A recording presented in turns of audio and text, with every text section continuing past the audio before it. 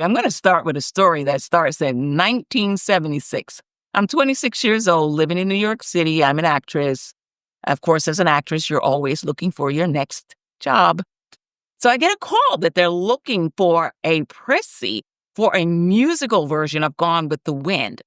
Now, I'd heard about a musical version of Gone with the Wind a few years prior. I think it started on the West Coast and then it ended up in London. I don't know what happened to it after that. So this was a call. They were trying to cast a prissy for a Dallas Summer Musicals a production that would go to a few other cities. And if everything went well, it would come back to Broadway in the fall.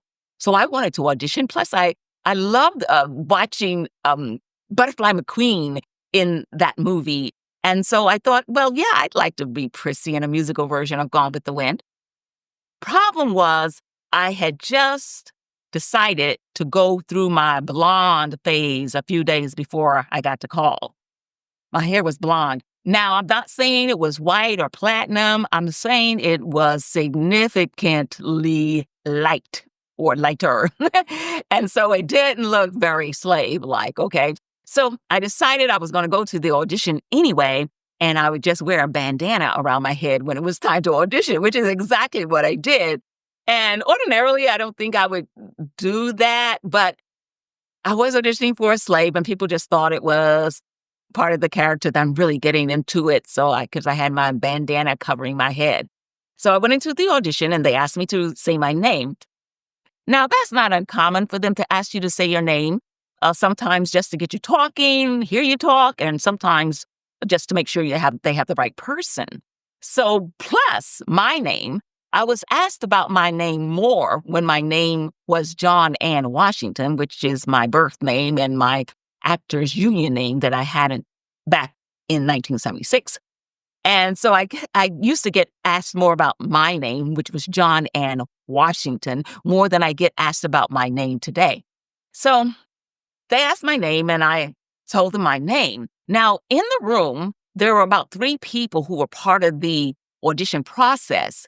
But then there was a Black woman who was sitting kind of off to the side who didn't seem to be part of the process. She seemed to be maybe someone's guest or someone that they had invited just to sit in on the auditions. So when I said my name, this very distinct voice from this Black woman that was sitting off on the side, this very distinct voice said, what kind of name is that? I would know the voice of Pearl Bailey anywhere because I grew up with Pearl Bailey in my house. My father had every single Pearl Bailey record album. Anything, if Pearl Bailey did it, he had it. So I knew her. I admired her. I loved her. The first Broadway show I ever saw was Hello, Dolly, starring Pearl Bailey. I just always thought she was beautiful. I admired her. I loved the way she dressed. And I loved her risque songs. I just loved everything about her. I thought she was a fabulous entertainer. Now, to this day, I don't know why she was in the room. Like I said, perhaps she was a guest of someone or just invited to sit in, because there was no connection other than that when she asked about my name. And so I told her about my name. So I auditioned and I was cast as Prissy. So I immediately, of course, went and dyed my hair back. And there were 4 of us coming from New York. That would be Prissy, Mammy, Scarlett, and Rhett Butler. So the woman who was going to be Mammy was a woman named Catherine Kelly. I know there is a white actress named Catherine Kelly, not to be confused. Our Mammy was named for the show was Catherine Kelly. Sherry Mathis was Scarlett O'Hara, wonderful actress, and a lot of people know her from the soap operas. And then David Canary. Oh my God, David Canary, such a wonderful resume down and around the world. But I think, again, most people would know him as one of Erica's husbands. I think the main husband for Erica on All My Children. What a great guy. He has since passed on. So we were coming from New York, the 4 of us, and we were going to join the Dallas local actors who would fill in the other parts and the chorus and all of that. When I say this was a grand production, it seemed like a production where no expense was spared. That's what it appeared to be to me. I know that at one point there was a real horse on stage. I know that there were all these guys who were hired just to be wounded and dead bodies. It was just fabulous. I understand it was Disney who came in and helped them do the burning of Atlanta scene.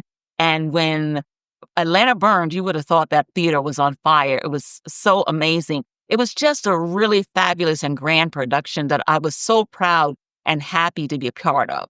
Now, there were two disappointments in that production. Now, it had nothing to do with the actors, the acting, the directing, the production, had nothing to do with that. All of that was amazing. The two disappointing moments in the show had to do with copyright, because we were told we could not say any lines that were unique to the movie. We could only say lines that were in the book. But if there was a line that was unique just to the movie, then we could not say that in our production. So guess what that meant? That meant that I could not say, Prissy could not say, I don't know nothing about birthing babies. I had to say having or something. I just could not say, I don't know nothing about birthing babies. So when I got to that part, I was always thinking that the audience is always thinking, this is some actress. She can't even get that one important line right. Or every night I kept waiting for somebody to say, it's birthing. But I was not allowed to say, I don't know nothing about birthing babies. And the other line, oh my goodness, I feel like a lot of people were coming to the show, a lot of them, just to hear that one line.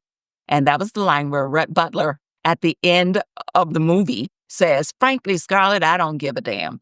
Well, that was unique to the movie. So he was not allowed to say that in this production. So he had to use a workaround. It was good. He was a great actor, but it wasn't the same. Another memory, and these memories are in no particular order, but I remember there was this fabulous chorus of dancers and singers. And there was, it was, to my recollection and from my point of view, everybody just got along really fabulously. And it was just a really fabulous production, and we all had a really good time. So I remember one of the dancers, a young a girl, I'm going to call her girl. I think she have been in her late teens, early 20s.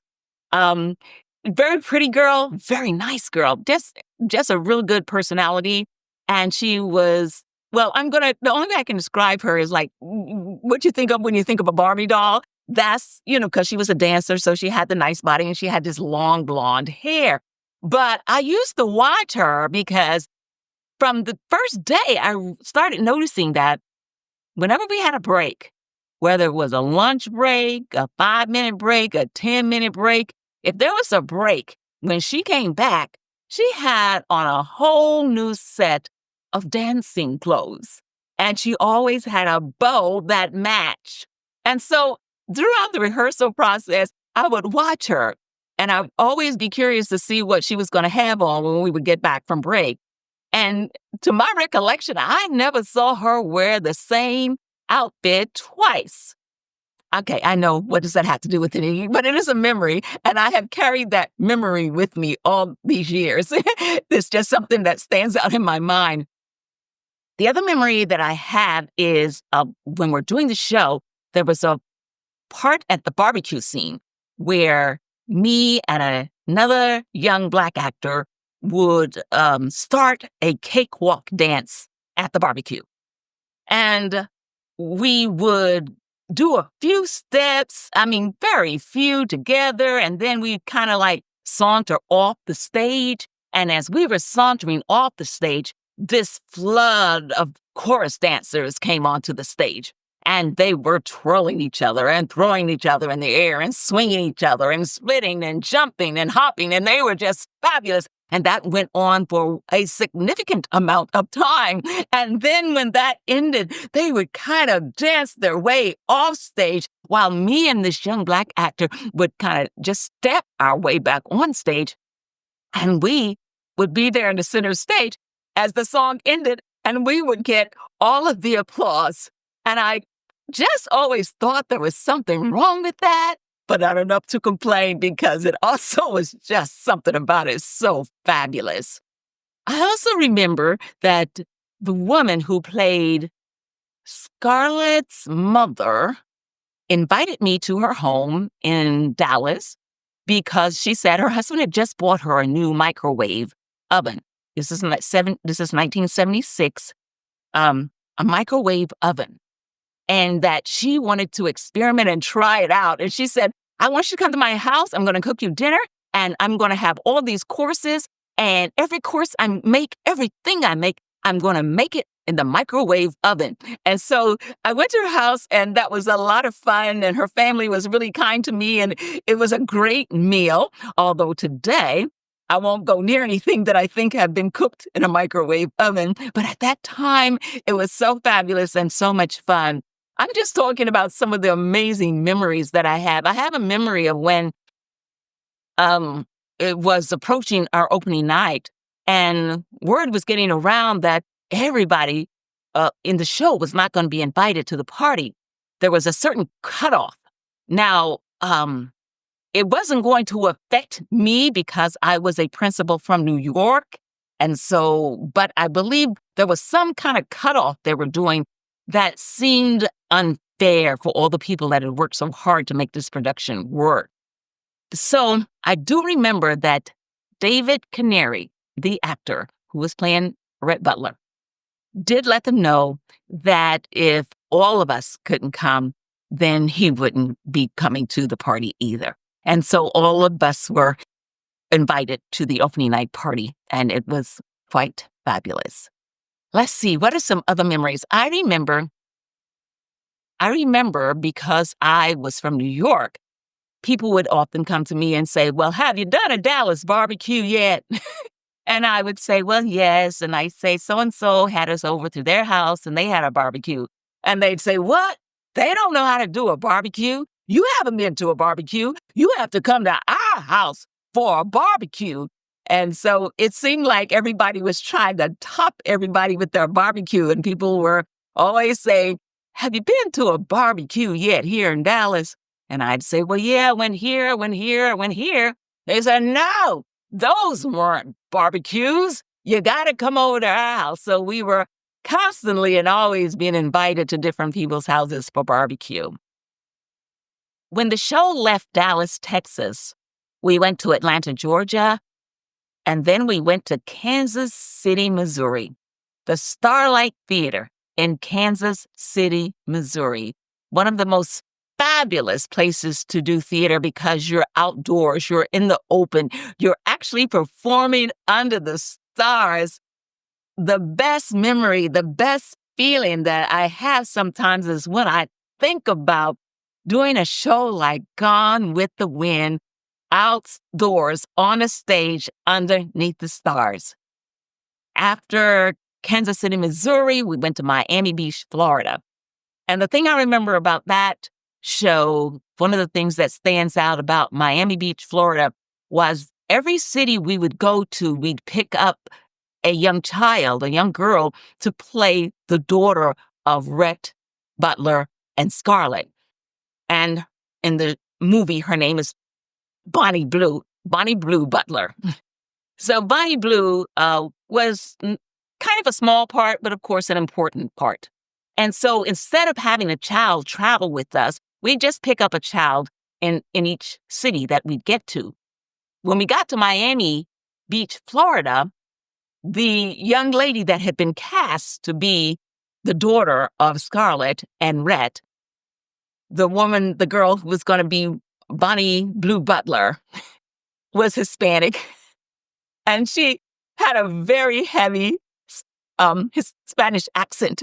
which to me just made me laugh every time I'd see the scene because her parents were very Southern and kind of that drawl thing going on, and then she had this Hispanic accent, and I just thought that was I'll never forget that. I just thought it was, quite interesting. I don't know how that happened, but it did.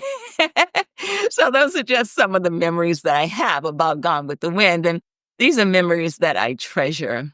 I also remember that when I first got a VHS in the '80s, I believe, the first VHS or first movie that I purchased was the two-volume set of Gone with the Wind. So I always thought it was a beautiful piece of art. When I was playing Prissy, I knew that I was acting, that I was not really a slave. Ooh, I remember how much respect and love I had for Butterfly McQueen, who was Prissy in the movie, and Miss Hattie McDaniel, who was Mammy in the movie. And it was in this movie, as a result of this movie, that the first person of color received an Oscar, and that was Hattie McDaniel for the role of Mammy in Gone with the Wind. And so lately, when I hear people talking about, as you young people might say, canceling Gone with the Wind, or talk about perhaps banning Gone with the Wind, it feels a little strange to hear that. Maybe because I have different memories than other people do. But I'm just here today to say that I never thought I'd live to see the day when people would want to or be talking about banning Gone with the Wind.